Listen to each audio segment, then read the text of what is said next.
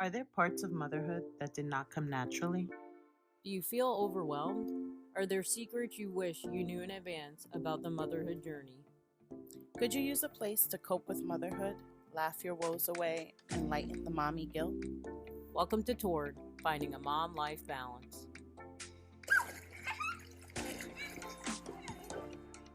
Welcome to Torn, Finding a Mom Life Balance Beyond the Guilt. We're your hosts, Athena, And memes. and we're excited to have you back with us because today we are going to dive into a topic that I think is relatable for everyone, and that is this dreaded feeling of feeling not enough. So, memes, I know as a mom of four boys, this feeling of not enough comes up all the time for me. Whether it's I'm not feeling like I spend enough quality time with each of my sons individually, right? Or that I am not getting them to every single sports event or whatever their liking is, theater school exposure, or, and because I have four, it's like, well, am I taking the little one too much to like everybody else's things, but I haven't shown up in his life at all? He doesn't know And life with no agenda. He doesn't understand that at all. yeah, because he's like, poor Philip. He's my number four, guys. So he's three, and he cracks me up because, everybody's getting ready for back to school. So what's his question? Where's my uniform? Where's my backpack? You don't go to school. you don't I don't pay tuition for you right now. Let's celebrate that. You know. So this feeling of not being enough, I think we can all relate to. But memes, what do you think about that feeling? It's Well, I one thing that publicly it being something we're bringing more to individuals' attention as well as parents' attention, professionals' attention, I think is really important because I think I've always been on that journey with myself. Like, what did I want? What did I want to accomplish? What were the things I wanted to speak up in, lean into, be a part of? And then you add the layer of the pressure that you are now a role model to someone, live in that sees every aspect of what you look like. Like I often in this virtual world talk about Oz behind the curtain, right? And so your little knows all the things behind the curtain, no matter what you're putting out there in your social world, in your career. Um, they see if you're the chicken without a head running around, they see like what it looks like, the unfiltered, unedited reality TV of what you're like, adds a layer to feeling like you're not doing enough, you haven't prepared enough, you haven't planned enough, you haven't thought about enough people. um, but I think mostly it's like I want to feel whole as a person so I can give her an example of feeling whole. And at the hardest times it's when I'm trying to meet, so in some other podcast language, I'm an obliger. I am very responsible to things I commit to for others.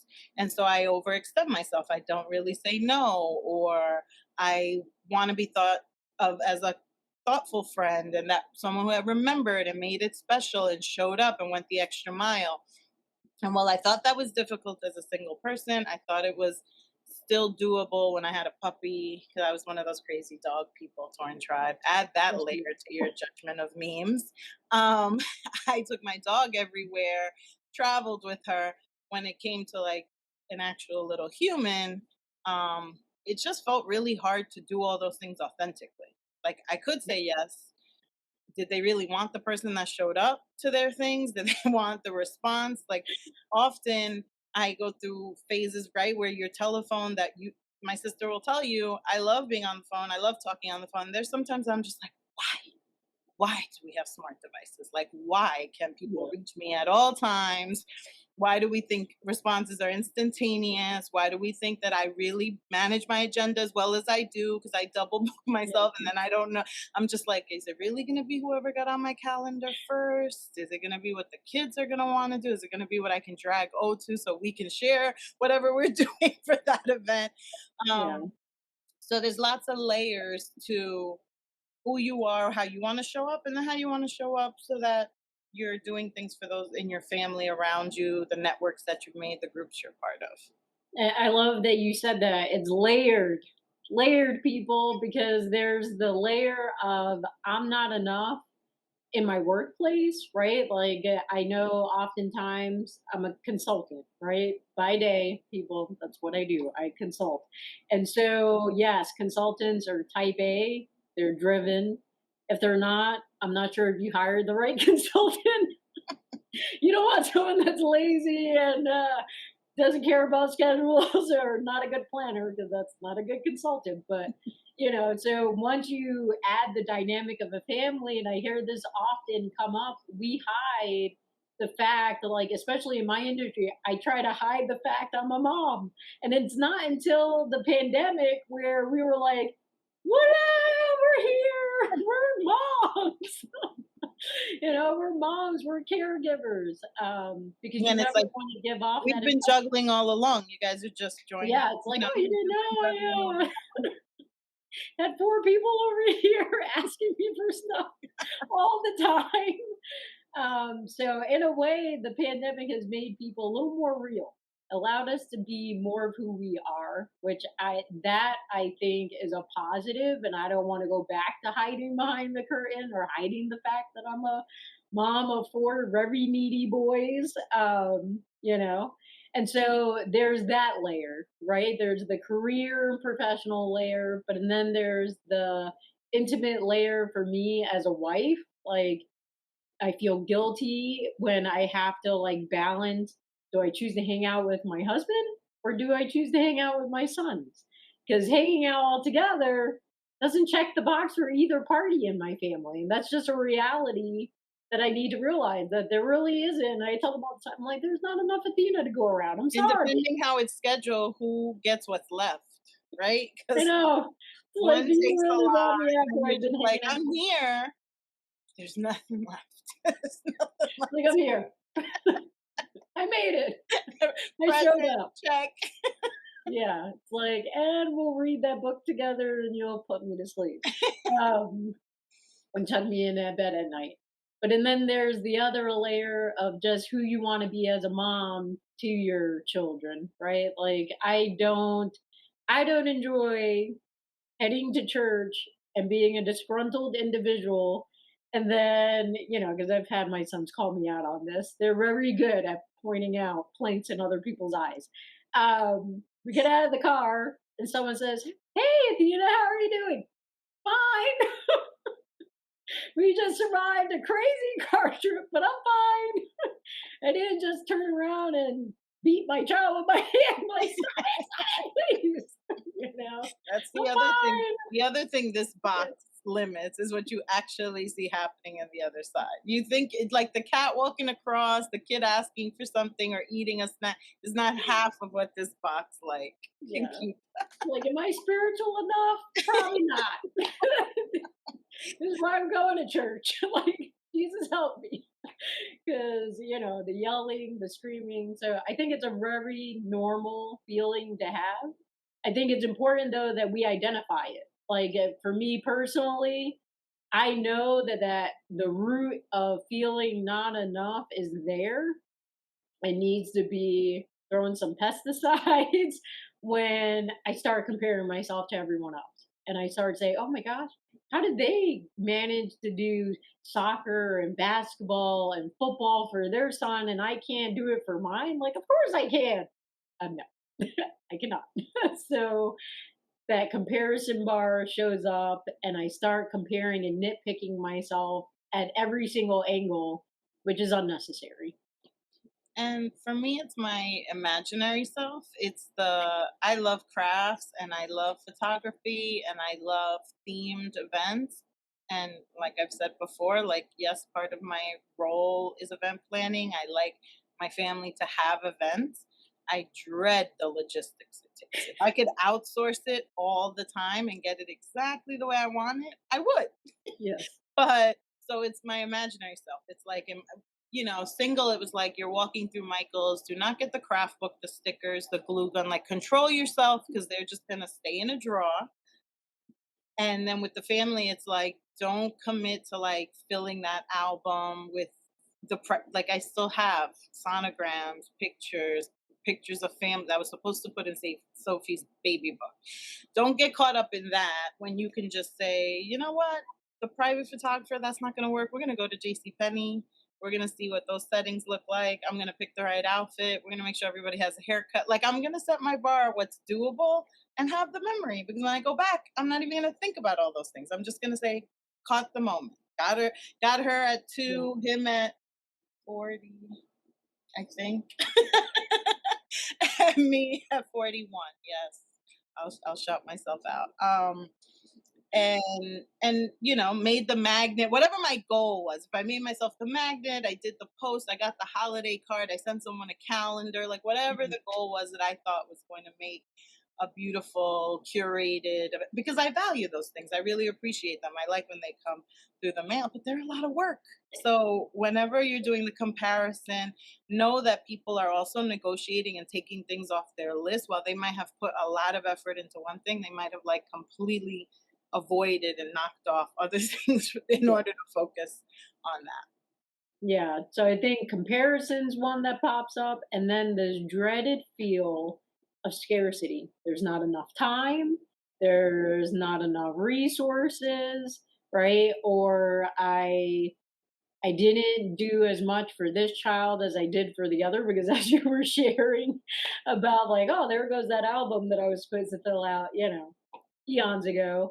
I stumbled upon, and I still haven't figured this out. I haven't spent enough time on it, but I stumbled upon this album for Philip, and I was like, wait a minute. Was that supposed to be for 1 or 2 years old, or when did Yeah, this start? I'm not sure what period of his life, 1, 2, or 3, but it made me think, did I ever create him his like printed album? But I asked the question and then I didn't even bother to go look because I did not want to Couldn't feel, deal with the to do. Didn't yeah, want the to have that. torn feeling. No, thank you. Very real. Yeah, so that scarcity mindset is like number like that just is the epiphany of it and the climax of it. And that's when I say, all right, we got to get beyond this. So, memes, what are some things that you've done to get beyond the guilty feeling of feeling not enough?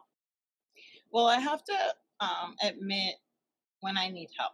I know that I joke about quality control and all those things, but honestly, recognizing what are some of the, I actually have Sophie has a great godmother, and I have that partnership of every time an event is coming up, she will ask, offer, lean in. And part of it is me not wanting accountability to like dole out responsibilities, that sometimes you feel like, no, I'll just handle it, it'll just be all in my head.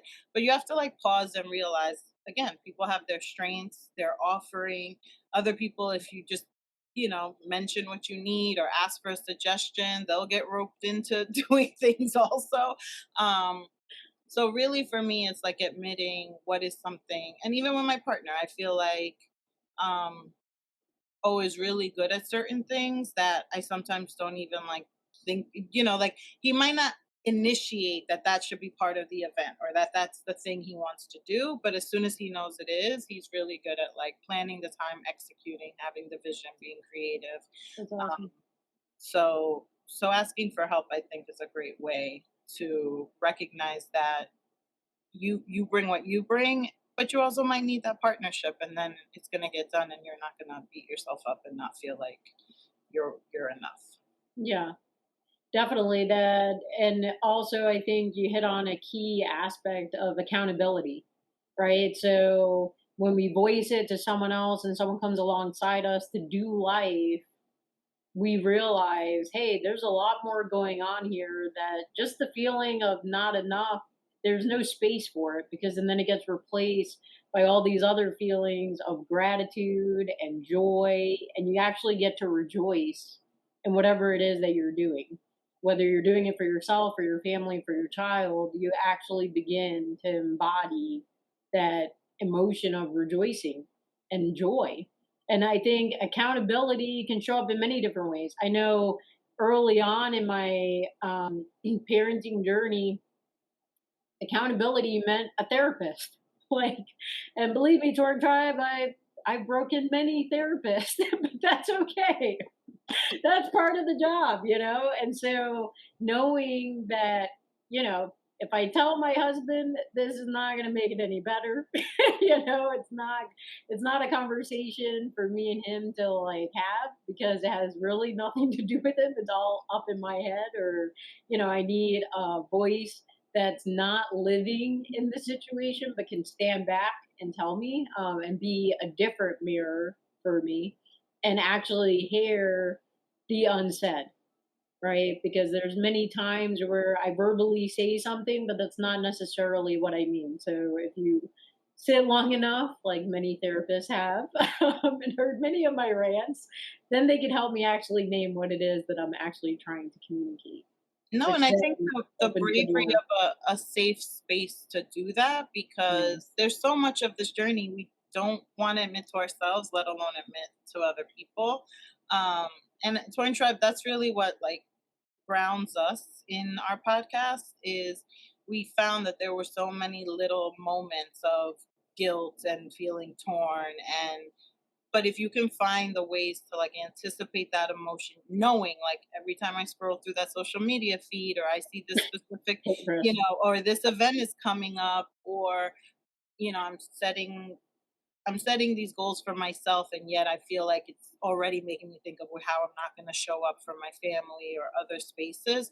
Um, Admitting it, finding sometimes it's not a, you have to admit also that sometimes a personal relationship is not the space to air that.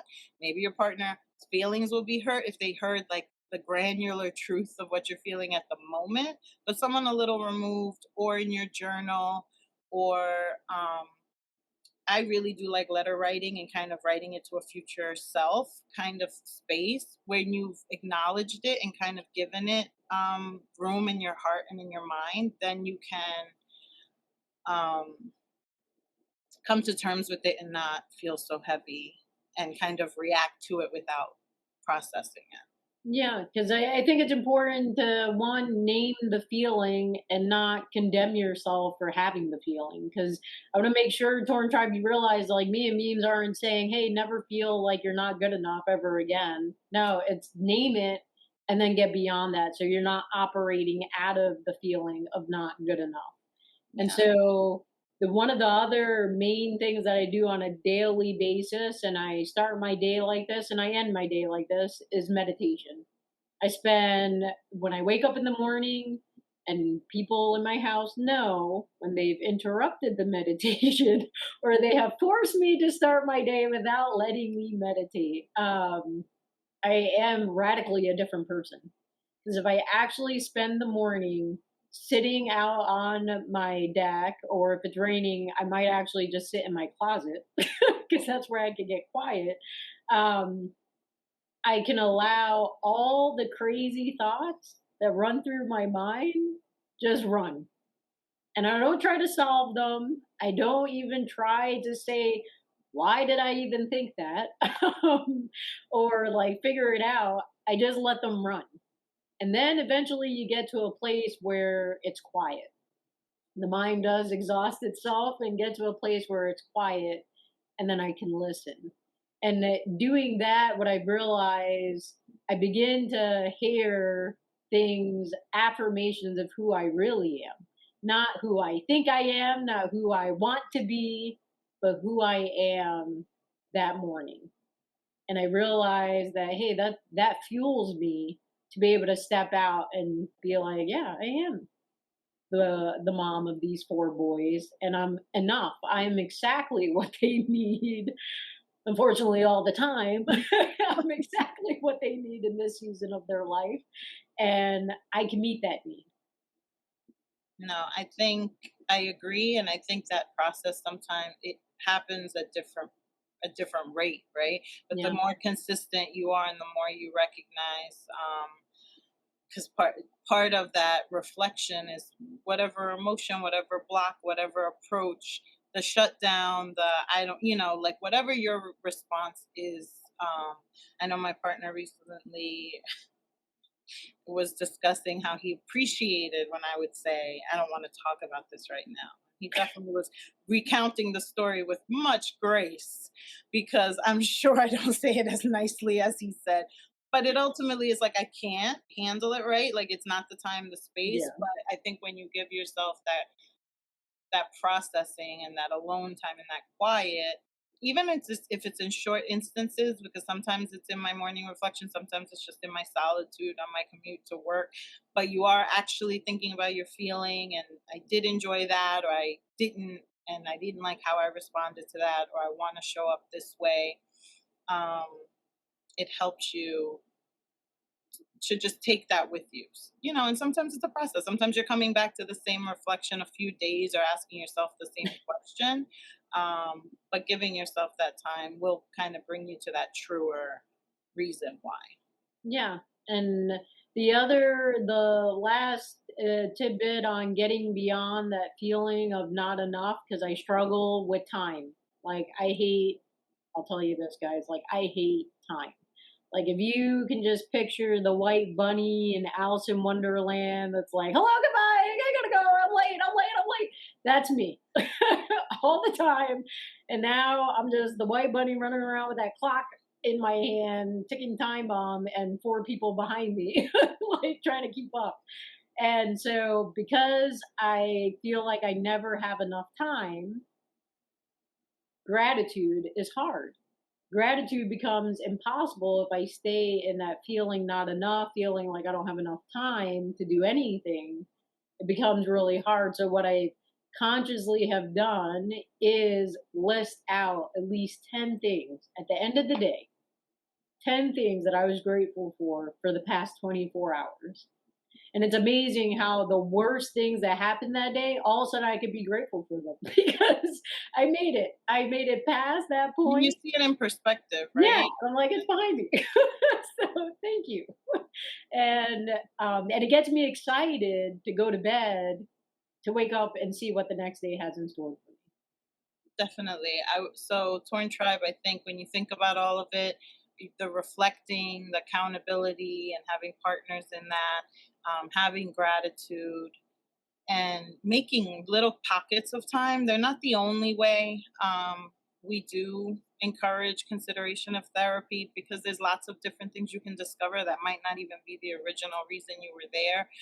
But understanding that a worthiness journey, I think it's all lifelong for you individually, you as a parent, you as a partner, you as a child, you at work, um, and thinking about how you want to show up and what you want to feel at the end of the day with like what you've given yourself and those you love.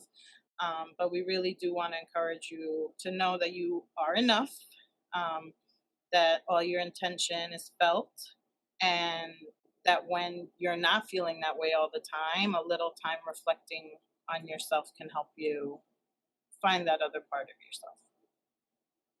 Definitely. I would like to move us into our men segment of the show. And Torn Tribe, this is the segment of the show where we just say what's helping us keep it all together.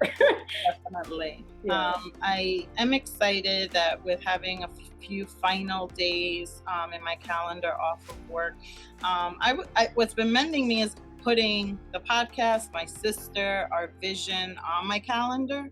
Because Torn Tribe, you guys know routine is rough for memes, but prioritizing it that way and actually following through with like a tip that I know that like if you schedule it, it's gonna happen. It's made me feel purposeful and intentional. And I love doing this with my sister. I love both of us sharing our perspective, and it's helped us communicate in a different way and grow. Um, and we're really excited to keep building a community, sharing these truths about this very unique, exciting, sometimes hair raising journey. Well, memes, I enjoy doing this with you too. And you will not get me to cry, get emotional on camera. Um, but along the same lines as that, I would say what's mending me is the affirmation of hearing over and over again, no matter where I go, whether it's on Facebook, Instagram, work calls, different panel discussions that I've been hearing, different shows, this cry for understanding this torn feeling. So it's just it's been mending me, and it's an affirmation that the stuff we're talking about here is real and people need to hear it. And hopefully, Torn Tribe, it's empowering you to put a voice behind all those things that I know me personally, I was bottling it up until we started the podcast, and memes had to like hunt me down because I just was like, no, I'm gonna keep bottling this. I don't know if I could just let it all out. She was running from me too, not just from the quiet moment reflection. She was running from me too. But see, Yeah, I was sent that's for a what I do. reason with the message. Yeah, that's what I do, Tor. I just take it to the pavement. I run a lot. I'm a runner. So, Torn Tribe, and that's what's been mending me. And we would love to hear what's mending you all these days and in these coming weeks, what's been on your mind. If there are certain like topics that you would love to hear us talk about and address, feel free to drop us a line so we can tell our folks how to stay connected. Yes, we are on Facebook, Instagram, and Twitter at TornMLB, and we'd love for you to send us an email to tornmlb@gmail.com. Thanks for joining.